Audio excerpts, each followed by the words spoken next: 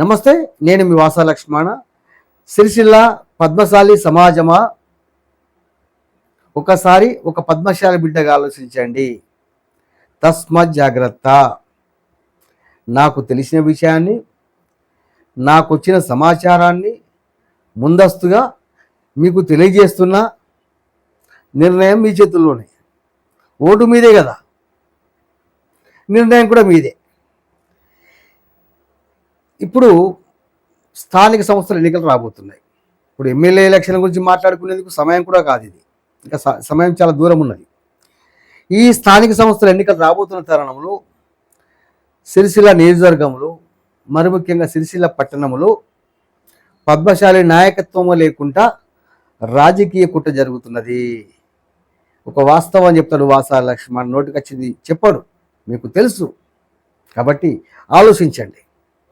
ఇప్పటి వరకు సిరిసిల్ల మున్సిపల్ చైర్పర్సన్గా పద్మశాలి బిడ్డనే ఉన్నది. భవిష్యత్తులో ఉండకపోవచ్చు. బాగా ఆలోచించండి. ఈ స్థానిక సంస్థల ఎన్నికల్లో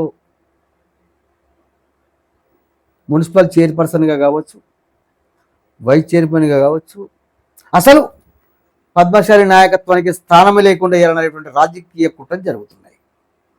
నాకు తెలిసి ఆయా పార్టీలో బీఆర్ఎస్, బీజేపీ, కాంగ్రెస్ పార్టీలో ఉన్నటువంటి ముఖ్య నాయకులకు నాకు తెలిసి ఈ విషయం తెలుసు అనుకుంటున్నాను నేను. మరి పార్టీల వారీగా కొట్టుకు సద్దామా, లేక రాబోయే మున్సిపాలిటీ ఎలక్షన్లో పార్టీల ఖచ్చితంగా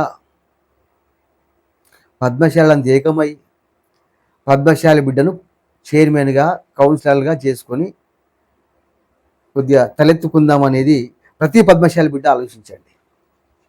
ప్రతి పద్మశాలి మిత్రులు ఆలోచించండి. అంటే ముందస్తుగా చెప్పుదామని వచ్చినా జరగబోయేది ఇదే, జాగ్రత్త తీసుకోకపోతే. ఆలోచించండి పద్మశాలి సోదరులారా. అదేవిధంగా పద్మశాలి జేఎస్ టీం ప్రతి పద్మశాలి మిత్రులు కూడా ఖచ్చితంగా సబ్స్క్రైబ్ చేయండి.